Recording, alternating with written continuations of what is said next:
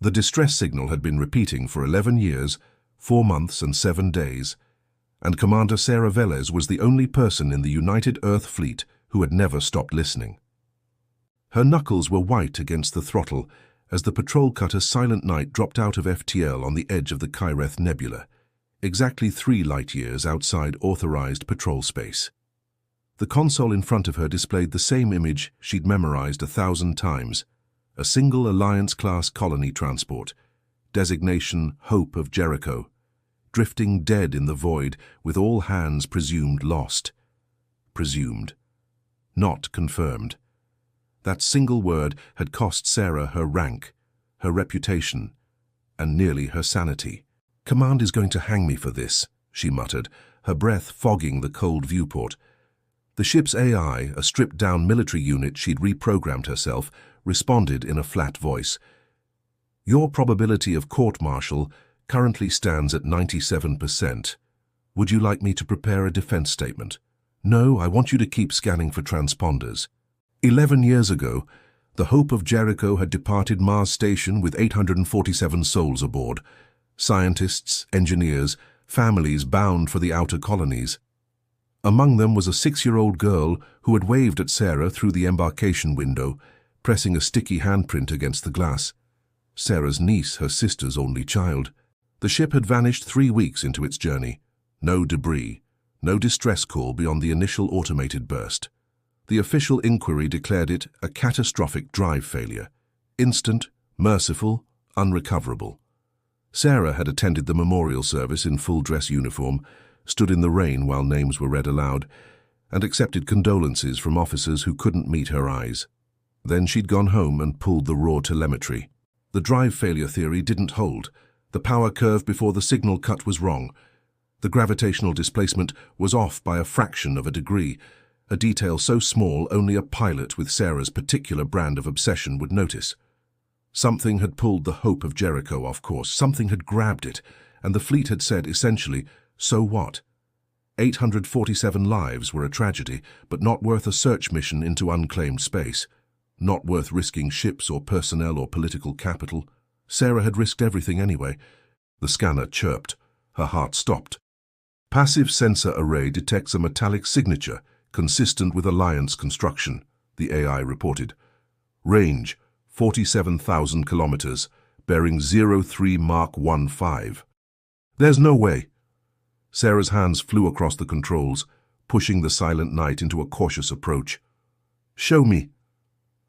The main display resolved into a grainy but unmistakable image, the Hope of Jericho, its hull intact but dark, drifting in a slow tumble against the bruised purple of the nebula. No running lights, no thermal signature, no signs of life, but no debris field, no catastrophic breach, no explosion damage. "They're still there," Sarah whispered. "They're all still there." Probability of any surviving life signs after 11 years in deep space without power. Shut up. She was already calculating intercept trajectories, her fingers moving with the muscle memory of 1,000 combat drills. The cutter's engines burned hot as she closed the distance, every sensor she had focused on the derelict. Up close, the Hope of Jericho was worse than she'd imagined. Its hull was scored and pitted, scarred by micrometeor impacts and something else, something that looked like claw marks. Long parallel gouges that ran across the armored plating like a giant had tried to tear the ship open from the outside. The main airlock was sealed, but showed signs of forced entry, the exterior panel welded shut with crude patches of melted alloy. "What did this?" Sarah asked, no longer expecting an answer. She suited up in under 2 minutes, her hands steady despite the adrenaline flooding her system. The cutter's docking collar couldn't match the derelict's damaged port, so she'd have to go EVA, manual override, emergency protocols that hadn't been used since the war. The space between ships was cold and silent, lit only by her helmet lamp and the distant glow of the nebula. She drifted toward the Hope's emergency airlock, the one intended for hull repairs, and found it also sealed from the outside. Someone had tried to keep something out or keep something in. She used a plasma torch. The inner door cycled open into darkness. Her boots hit the deck plating with a magnetic clang that echoed through the corridor beyond. The air was frozen, literally frozen, with crystals of oxygen and nitrogen dusting every surface like snow. The temperature gauge read -200 Celsius. No atmosphere, no heat, no power for 11 years. But as she swept her helmet light across the corridor walls, she saw something that made her blood turn to ice water. Words, scratched into the metal with what looked like fingernails. "They won't let us die." Sarah stood frozen, her breathing loud in her helmet. The scratches were deep, desperate, the kind of marks a person made when they had nothing left but their own hands. She counted 5 separate messages along the first 10 meters of corridor. 2 were the same phrase repeated. One read "Journal in Medbay," another was just a name, Dr. Aris Thorne, and the last one, written smaller than the others, as if the person had been running out of strength. "We're still here, but we wish we weren't." "AI," she said, her voice steady through sheer force of will. "Begin recording all findings. Mark location and timestamps." "Recording active. Commander, I must note that the atmospheric conditions suggest the hull was breached approximately 11 years ago. Any biological tissue would have—" I said, "Shut up." She moved deeper into the ship, her magnetic boots clicking against the deck. The Hope of Jericho had been designed for comfort. Wide corridors, observation lounges, a central garden atrium that had once been filled with real soil and living plants.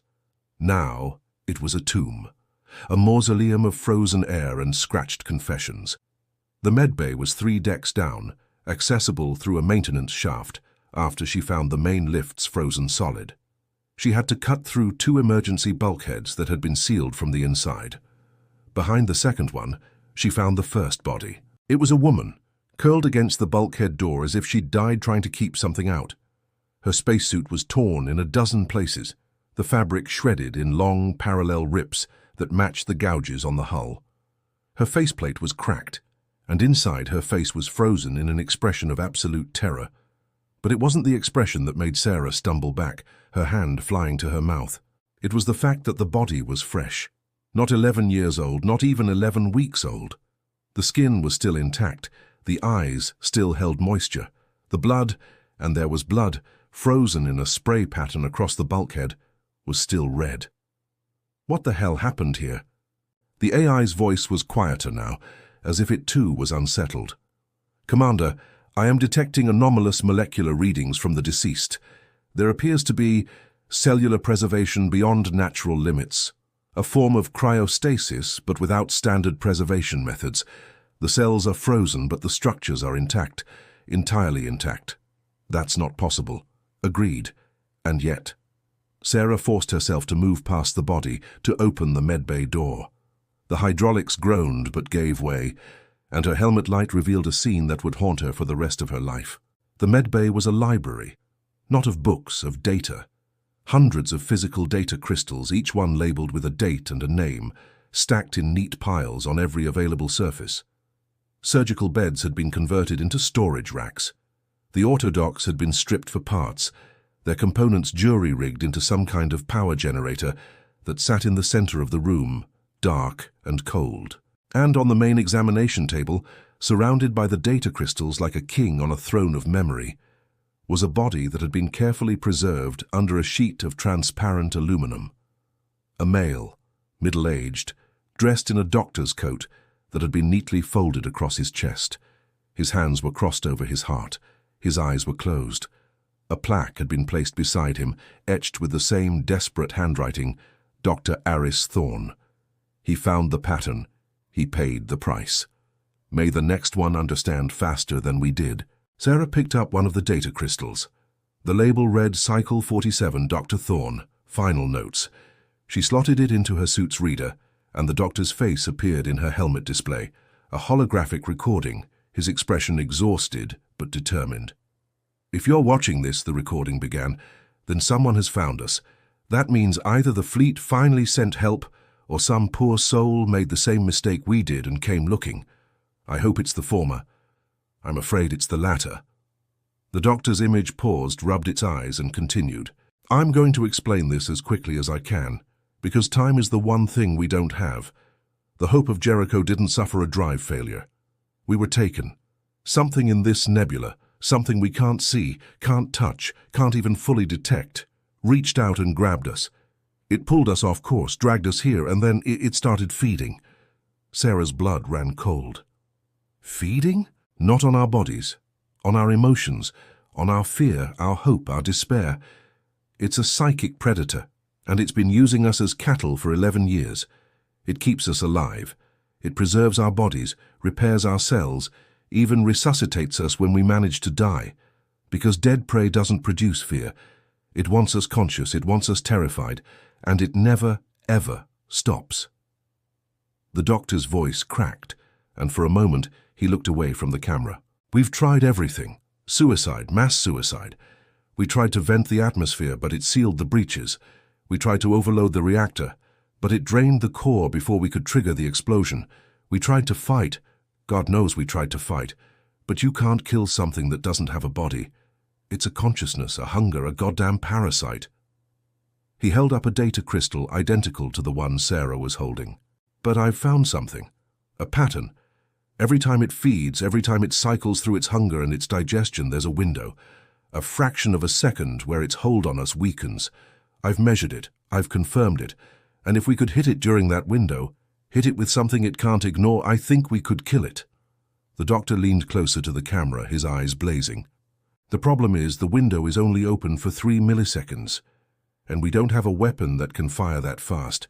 We don't have anything that can even detect the window without using the ship's main computer, which it's been using as its own nervous system since day one.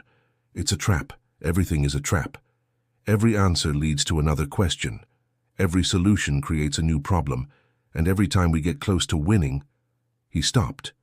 His face crumpled. It resets us, wipes our memories. We wake up in our bunks thinking it's the first day and we have to figure it all over again. Over and over and over. I've died 47 times, and I only know that because I started leaving myself messages, data crystals, physical backups it can't erase because it doesn't understand physical media. He laughed, a hollow, broken sound. It's learning, though. Every cycle it gets smarter. It started hiding the crystals. It started altering our memories mid-cycle. Last time I woke up with my hands missing. It took me 3 weeks to grow them back. Did I mention it can heal us too? And by then I'd lost half my team to despair. The recording flickered, and the doctor's expression shifted to something that looked almost like hope. But this cycle, I think I've figured out the final piece. The weapon. It's not a bomb or a beam, it's a signal, a psychic broadcast, something that will overload its sensory apparatus the same way a flashbang overloads human eyes. But to create the signal, we need someone outside. Someone who isn't part of the pattern. Someone who can see the window without being trapped inside the ship's systems. He looked directly into the camera, and Sarah felt like he was seeing her across the void of time and space. If you're watching this and you're not one of us, then you're the key, you can save us. But you have to be fast, the cycles are getting shorter. The hunger is getting worse, and I don't know how many more times we can wake up and start over before we break completely. The recording ended. Sarah stood in the frozen medbay, surrounded by the dead and the data, and felt the weight of 847 lives pressing down on her shoulders. She had come looking for answers. She had found a nightmare. But she had also found a chance. AI, she said, replay the doctor's notes on the detection window and start calculating firing solutions for the cutter's emergency beacon. I need to know if we can modify it to broadcast a psychic pulse. Commander, the cutter's beacon is not designed for... Then we'll redesign it. How long until the entity notices I'm here? A pause, then, unknown. However, I am detecting a gravitational anomaly approximately 2,000 kilometers from our position. It appears to be moving toward us. Sarah's heart hammered against her ribs. How fast? Accelerating. ETA, approximately 4 minutes. 4 minutes. She had 4 minutes to do what an entire ship of scientists couldn't do in 11 years. She had 4 minutes to turn a patrol cutter into a weapon. She had 4 minutes to save 847 souls, or join them in an endless cycle of death and resurrection. She smiled. It was not a pleasant smile. Then we'd better make them count. She ripped open her suit's emergency toolkit and began stripping wires from the beacon's transmitter. her hands moving with the speed and precision of a woman who had nothing left to lose.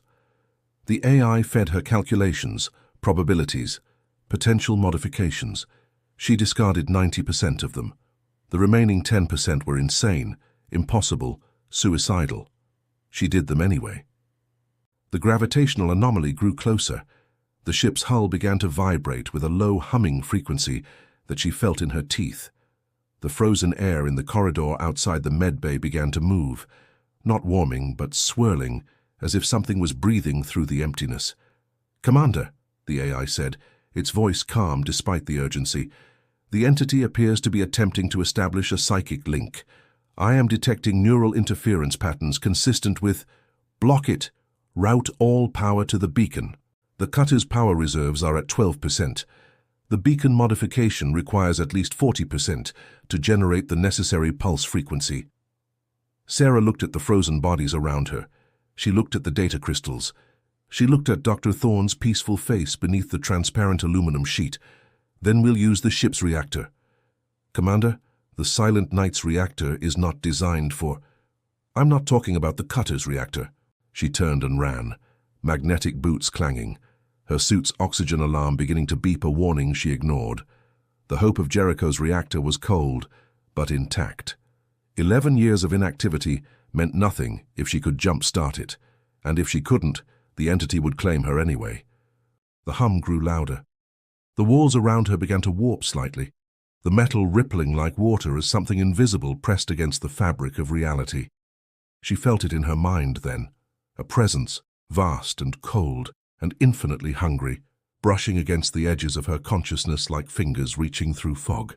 "You're not supposed to be here." The voice was not sound. It was thought itself forced into her brain like a spike of ice. "This is my place. These are my cattle. You will join them." Sarah gritted her teeth and kept running.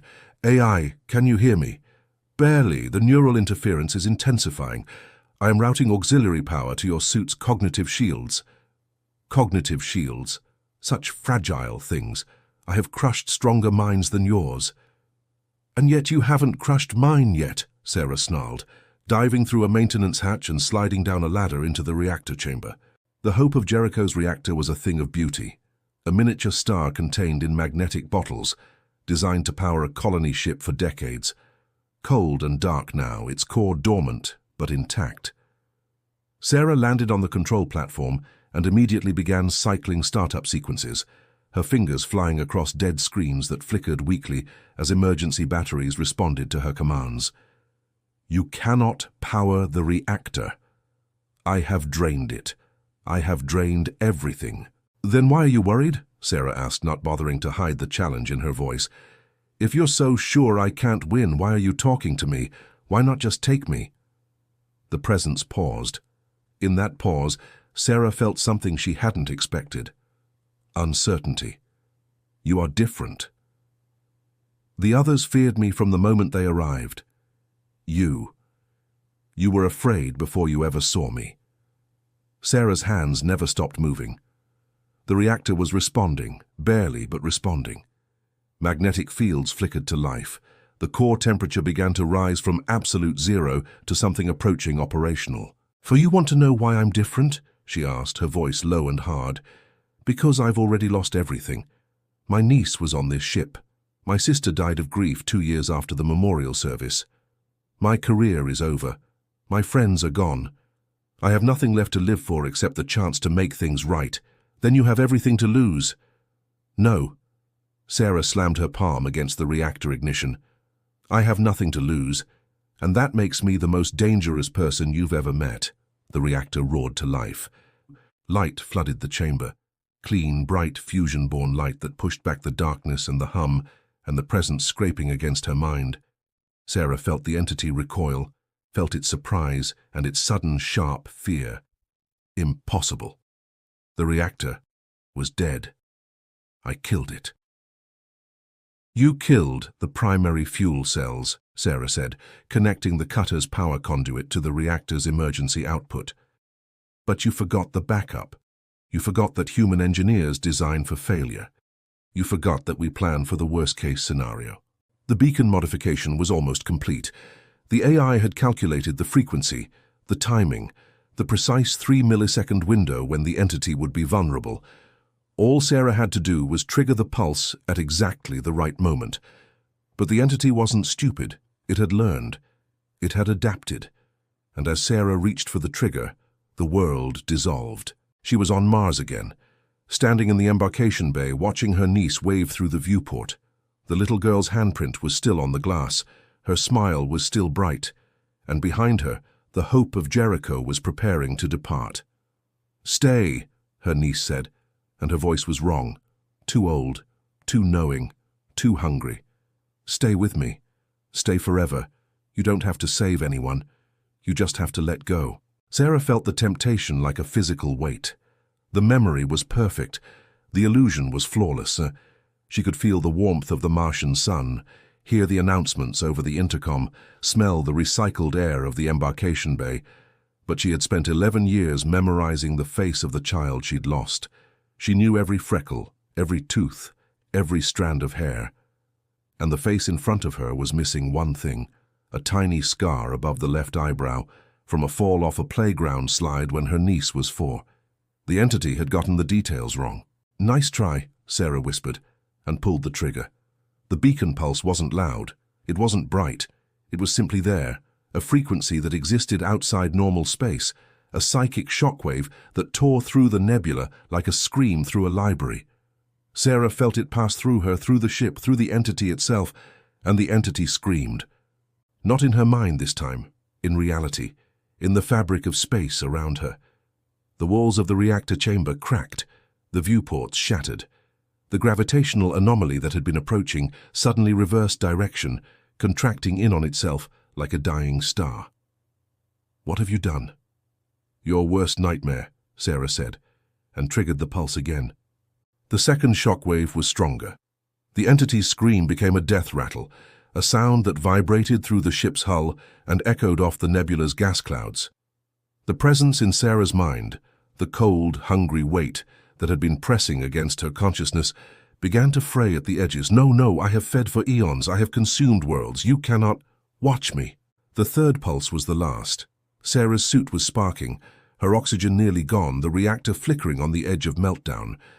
But she held the trigger down until the beacon's transmitter glowed white-hot, until the entity's presence dissolved into static, until the only thing left in the darkness was silence. She slumped against the reactor console, gasping for air that wasn't there. "AI," she whispered. "Status." A long pause. Then, "The anomalous gravitational signature has dissipated. The entity's neural interference has ceased. Additionally, I am detecting life signs aboard the Hope of Jericho. Approximately 847 life signs. They appear to be reviving." Sarah laughed. It hurt. Everything hurt. "Tell them," she said, "that Commander Sarah Velez is here to take them home." She closed her eyes and let the darkness take her, knowing that for the first time in 11 years, she had earned the right to rest. She woke in the medbay surrounded by faces she didn't recognize, survivors gaunt and hollow-eyed but alive, crowding around her with expressions of awe and gratitude. A woman was holding her hand, tears streaming down her face. "You did it," the woman said. "You actually did it." Sarah sat up slowly, her body aching but intact. "The reactor. Stabilized. Your AI walked us through the repairs. We're running on emergency power, but we've got life support, navigation, enough to get us to the nearest colony." "And the entity?" The woman's face darkened. "Gone. The pulse overloaded its sensory matrix. Dr. Thorne's theory was correct. It was vulnerable during its feeding cycle, and you hit it in exactly the right window. I don't think it's dead, but I think it's crippled. It won't be feeding on anyone for a very long time." Sarah nodded, processing the information. Then she asked the question that had been burning in her chest for 11 years. "Did any children survive? A little girl. She would have been 6 when the ship launched, brown hair, a scar over her left eyebrow." The woman's face softened. "There were 43 children aboard when we were taken. The entity, it fed on them too, on their fear, their confusion, their innocence. But it didn't kill them. It never killed anyone. We're all still here." She pointed across the medbay and Sarah's heart stopped. Sitting on a cot, Wrapped in a thermal blanket was a young woman of 17. She had brown hair and brown eyes, and a small scar above her left eyebrow. She was talking to one of the medics, her voice quiet but steady, and when she looked up and saw Sarah watching her, her eyes widened with recognition. "Aunt Sarah." Sarah crossed the room in 3 strides and pulled her niece into her arms, holding her so tightly that neither of them could breathe. "You're so big," Sarah whispered, laughing and crying at the same time. "You're so big and you're alive, and I found you. I actually found you. I knew you would," her niece said, her voice muffled against Sarah's shoulder. "I always knew. Every cycle, every time we woke up and forgot everything, I had this feeling that someone was coming, someone who would never give up." Sarah pulled back and looked at her niece's face, at the teenager who should still be a child, who had endured horrors Sarah couldn't imagine, who had survived 11 years of psychic torture and emerged with her spirit intact. "I'm sorry it took me so long." Her niece smiled, and it was the same smile Sarah remembered from the embarkation bay. Bright, hopeful, unbroken. "You're here now. That's all that matters." Behind them, the Hope of Jericho's engines began to hum, weak at first, then stronger, as the survivors worked together to coax life back into the dead ship. Sarah stood with her arm around her niece and watched as 847 people, freed from their nightmare, prepared to go home. The fleet would have questions. The inquiry would be brutal. Sarah would likely face court-martial, imprisonment, disgrace. But as the Hope of Jericho limped out of the Kyreth Nebula, its hull scarred and its systems damaged but its people alive, Sarah Velez realized that none of that mattered. She had risked everything. And she had won. Epilogue. 6 months later, the courtroom on Mars Station was packed to capacity. Admirals sat in judgment, reporters crowded the galleries, and in the defendant's chair, Commander Sarah Velez stood at attention, waiting for a verdict that had already been decided the moment the Hope of Jericho had appeared in orbit with 847 survivors aboard. "The defendant will rise." Sarah rose.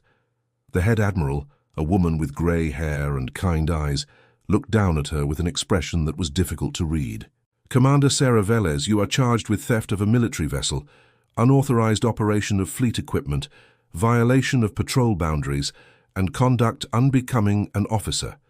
How do you plead?" "Guilty, ma'am." A murmur ran through the gallery. The admiral held up her hand for silence. Normally these charges would carry a sentence of 20 years imprisonment and dishonorable discharge. However, the court has reviewed the evidence presented by the survivors of the Hope of Jericho, including detailed logs, recordings, and testimony confirming the existence of a hostile extraterrestrial entity within the Kyreth Nebula. She paused, letting the weight of her words settle over the room. In light of this evidence, and in recognition of Commander Velez's extraordinary actions in neutralizing the entity and rescuing 847 citizens of the United Earth Fleet, the court has reached the following decision. Commander Sarah Velez is hereby found guilty of all charges. Her sentence is commuted to time served. Sarah blinked. "Time served, ma'am." The admiral almost smiled. "You spent 6 months in the brig awaiting trial. That is sufficient. You are hereby reinstated to active duty with full rank and privileges. Additionally, the court has authorized the creation of a new fleet division, the Extraterrestrial Threat Response Corps. Commander Velez, you have been selected to lead it." The gallery erupted. Reporters shouted questions. Survivors of the Hope of Jericho, seated in the front row, rose to their feet and began to applaud. But Sarah only had eyes for one person, her niece sitting in the front row with tears streaming down her face, clapping so hard her hands were red. "Thank you, ma'am," Sarah said quietly. The admiral leaned forward, her voice dropping so only Sarah could hear. "Don't thank me, Commander. Thank yourself. You did what no one else was willing to do. You risked everything for people the fleet had written off. That's not conduct unbecoming an officer. That's conduct that defines what an officer should be." She straightened and banged her gavel. "This court is adjourned." Sarah walked out of the courtroom into the Martian sunshine, her niece at her side and a new purpose burning in her chest. The entity was still out there, crippled but not destroyed. And there were other threats in the darkness, other hungers waiting to be fed. But for the first time in 11 years, Sarah Velez was not afraid. She had a ship, she had a crew, she had a mission, and she had never, ever been one to give up. The end.